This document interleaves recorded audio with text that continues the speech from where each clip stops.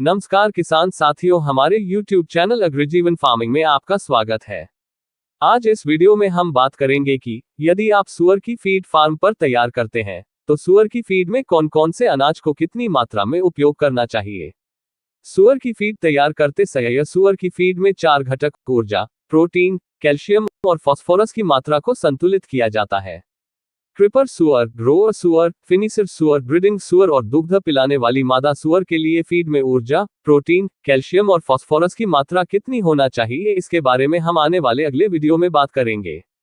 आज हम इस वीडियो में केवल अनाज जो कि सुअर की फीड में ऊर्जा की पूर्ति करते हैं, इसके बारे में बात करेंगे, तो आप यह वीडियो लास्ट तक जरूर देखिए ताकि जब आप अपने फार्म पर सुअर की फीड तैयार करें तो आपको ये जानकारी रहे कि कौन से अनाज को सुअर फीड में शामिल करना चाहिए और कितनी मात्रा में करना चाहिए।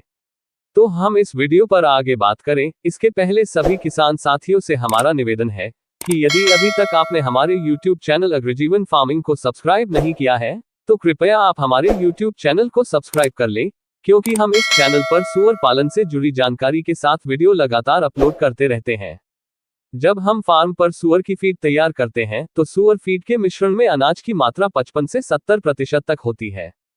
सुअर की फीड में अनाज मुख्य रूप से ऊर्जा प्रदान करता है, ऊर्जा के साथ साथ कम मात्रा में प्रोटीन और उच्च मात्रा में फाइबर प्रदान करता है। अलग अलग क्षेत्र में अलग अलग प्रकार के अनाज उपलब्ध होते हैं, इसलिए आप अपने फार्म पर सुअर की फीड बनाते समय उन अनाज का उपयोग करें जो आपको आपके क्षेत्र में सबसे सस्ती कीमत पर उपलब्ध हो। लेकिन इस बात का ध्यान रखें कि सुअर की फीड में पोषक तत्वों की मात्रा संतुलित रहे। तो सुअर की फीड बनाते समय हम कौन कौन से अनाज का उपयोग कर सकते हैं, ये कुछ इस प्रकार है।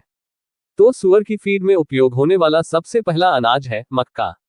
मक्का का उपयोग सुअर की फीड में ऊर्जा की पूर्ति करने के लिए किया जाता है, क्योंकि इसमें पचने योग्य ऊर्जा की मात्रा सभी अनाजों की तुलना में सबसे अधिक होती है। हालांकि इसमें सोयाबीन खली की तुलना में कम प्रोटीन होता है, लेकिन सुअर की फीड में ऊर्जा की पूर्ति करने के लिए मक्का का उपयोग करना आवश्यक होता है।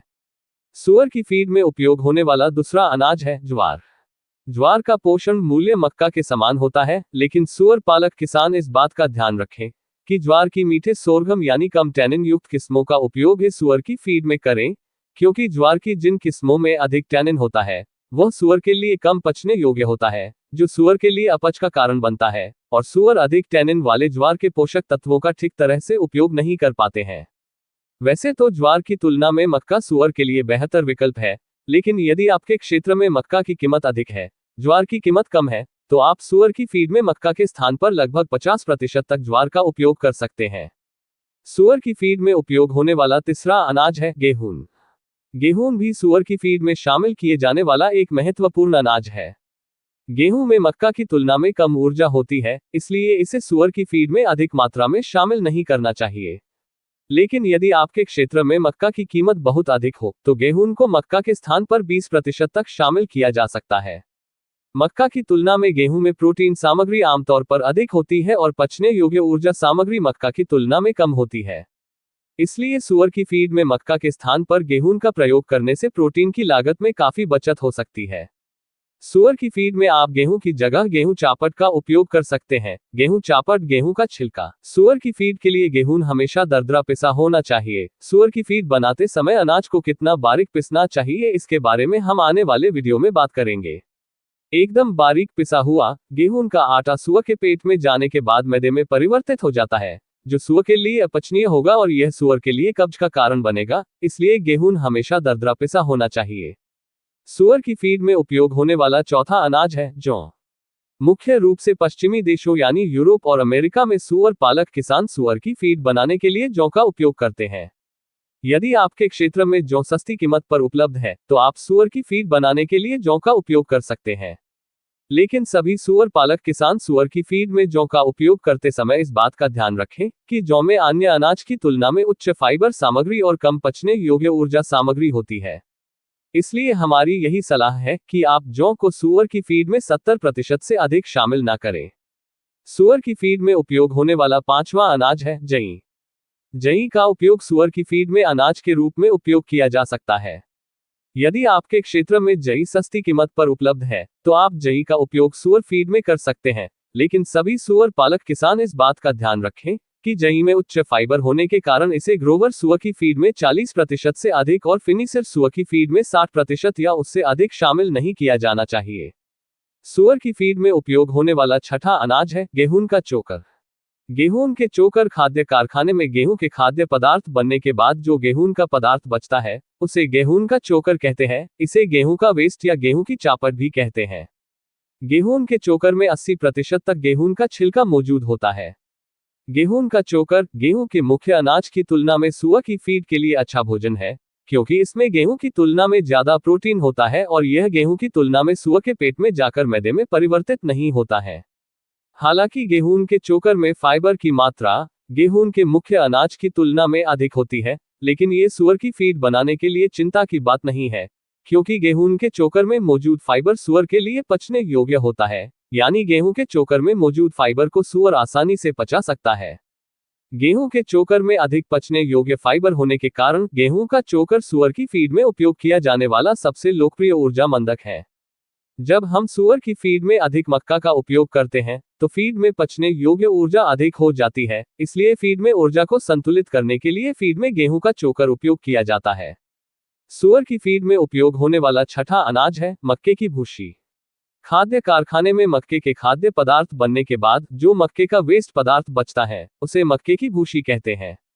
मक्के की भूसी में 80% तक मक्के का छिलका मौजूद होता है, इसलिए इसमें मक्का के मुख्य अनाज की तुलना में अधिक फाइबर और अधिक प्रोटीन के साथ कम ऊर्जा होती है। मक्के की भूसी यदि आपके क्षेत्र में सस्ती कीमत पर उपलब्ध हो तो आप इसे सुअर की फीड बनाते समय मक्का के स्थान पर 40% तक उपयोग कर सकते हो। फार्म पर सुअर की फीड बनाते समय सभी अनाजों को उनमें मौजूद पोषक तत्वों की मात्रा के आधार पर संतुलित मात्रा में मिलाकर फीड तैयार करना चाहिए। अलग अलग उम्र के सुअर जैसे क्रिपर सुअर, ग्रोवर सुअर, फिनिशर सुअर, ब्रीडिंग सुअर, दूध पिलाने वाली मादा सुअर और गर्भवती मादा सुअर को फीड में अलग अलग पोषक तत्वों की आवश्यकता होती है। इसलिए सही संतुलित फीड फॉर्मुलेशन के अनुसार ही फार्म पर फीड बनाएं। यदि आप फार्म पर सुअर की फीड बनाने के बारे में और फीड के संतुलित फीड फॉर्मूलों के बारे में जानकारी लेना चाहते हैं तो आपको हमारी संस्था अग्रजीवन द्वारा प्रकाशित सुअर पालन ट्रेनिंग कोर्स पुस्तक जरूर पढ़ना चाहिए। यह पुस्तक 11 अलग अलग भाषाओं हिंदी, इंग्लिश, कन्नड़, तेलुगु, तमिल, असमिया, बंगाली, पंजाबी, गुजराती, मराठी, उड़िया में उपलब्ध है। यदि आप ये पुस्तक खरीदना चाहते हैं तो इसकी लिंक डिस्क्रिप्शन में दी गई है। इस पुस्तक की होम डिलीवरी और कैश ऑन डिलीवरी उपलब्ध है। पुस्तक के बारे में अधिक जानकारी लेने के लिए आप हमारे व्हाट्सएप नंबर पर कॉल या मैसेज भी कर सकते हैं। ये सभी अनाज सुअर की फीड में मुख्य रूप से ऊर्जा और फाइबर की पूर्ति करने के लिए उपयोग किए जाते हैं, लेकिन सुअर द्वारा तेजी से वजन प्राप्त करने के लिए और अनाज में मौजूद कार्बोहाइड्रेट को मांस में परिवर्तित करने के लिए फीड में प्रोटीन की पूर्ति करना भी आवश्यक होता है। आने वाले अगले वीडियो में हम सुअर की फीड में प्रोटीन की पूर्ति करने के लिए उपयोग होने वाले अनाज और खाद्य पदार्थों के बारे में आपको जानकारी देंगे। तो यदि आप अपने फार्म पर सुअर की फीड बनाने की सोच रहे हैं तो आपको फीड बनाने के लिए केवल उन्हीं खाद्य पदार्थों का उपयोग करना चाहिए जो आपके क्षेत्र में सस्ती कीमत पर उपलब्ध हो। तो किसान साथियों, आपको हमारी यह वीडियो कैसी लगी? यदि पसंद आए हो तो इस वीडियो को लाइक करें और सभी सुअर पालक किसानों तक इस वीडियो को शेयर करें। आगे भी लगातार ऐसे वीडियो देखने के लिए हमारे YouTube चैनल अग्रजीवन फार्मिंग को सब्सक्राइब करें।